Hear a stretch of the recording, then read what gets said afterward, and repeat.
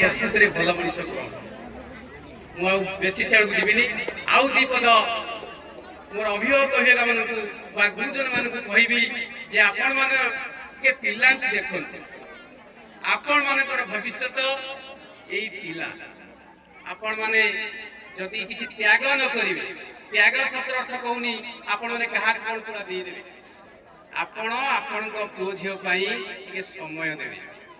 ସନ୍ଧ୍ୟାରେ ସକାଳେ ବର୍ତ୍ତମାନ ଯୋଉ ଏଆଇ ଯୁଗ ଇଣ୍ଟରନେଟ ଯୁଗ ଚାଲିଛି, ଆପଣମାନେ ଦେଖନ୍ତୁ ଆମେ ତାକୁ ରୋକି ପାରିବାନି ନା, ତଥାପି ଟିକେ ଚେଷ୍ଟା କରିବା ଆମ ପିଲାଙ୍କୁ ମାନେ ସେ ଯୋଉ ମୋବାଇଲ ପାଖରୁ ଦୂରେଇ ରଖିବା, କମ୍ ମୋବାଇଲ ବ୍ୟବହାର କରିବା ଏବଂ ନିଜ ପିଲା କିପରି ଠିକ ଢଙ୍ଗରେ ପାଠ ପଢିବ, ସନ୍ଧ୍ୟାରେ ପାଠ ପଢିବ, ଡେଲି ତାର ହୋମୱାର୍କ କରିବ, ତାକୁ ଟିକେ ସଚେତନ ସହିତ ଦେଖିବା।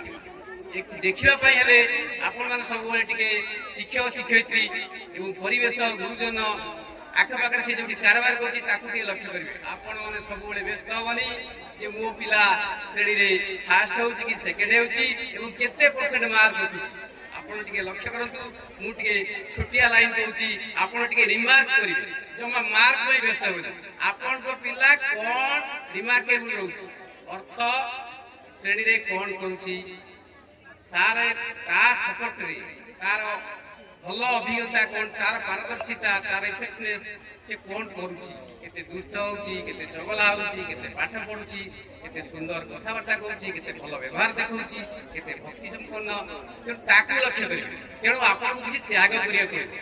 ଆପଣ ପିଲାକୁ ଗୋଟେ ଘରେ ପାଠ ପଢେଇ ଦେଇ ଅନ୍ୟ ଘରେ ଟିକେ ଟିଭି ଦେଖିବା, ମୋବାଇଲ ଦେଖିବା, କୋଉଠି ସିରିଏଲ କରିବା, କୋଉଠି ଗପିବା ନାହିଁ।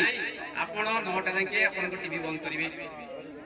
ପିଲା ପରୀକ୍ଷା ସମୟରେ ଯେମିତି ସଚେତନ ହେଉଛନ୍ତି, ଜୀବନ ସାରା ଆପଣ ଚିନ୍ତା କରନ୍ତୁ ଗୋଟେ ସୁନ୍ଦର ପିଲା ଆଣିବା ପାଇଁ ଆପଣ 9 ମାସ 10 ଦିନ କେତେ କଷ୍ଟ କଲେ। ତେଣୁ ଆପଣଙ୍କ ପିଲା ଯୋଉ 15-20 ବର୍ଷ ପର୍ଯ୍ୟନ୍ତ ଛାତ୍ର ଅବସ୍ଥା ରହୁଛି, ସେ ସମୟକୁ ଆପଣ ଜଗନ୍ତୁ। ଯଦି ଜଗି ପାରିବେ ତେବେ ନିଶ୍ଚିତ ଆପଣ ଭଲ ପିଲାଟେ ପାଇବେ। ତେଣୁ ଆପଣଙ୍କୁ ଯଦି ଯେମିତି ଭାଷାରେ କହନ୍ତି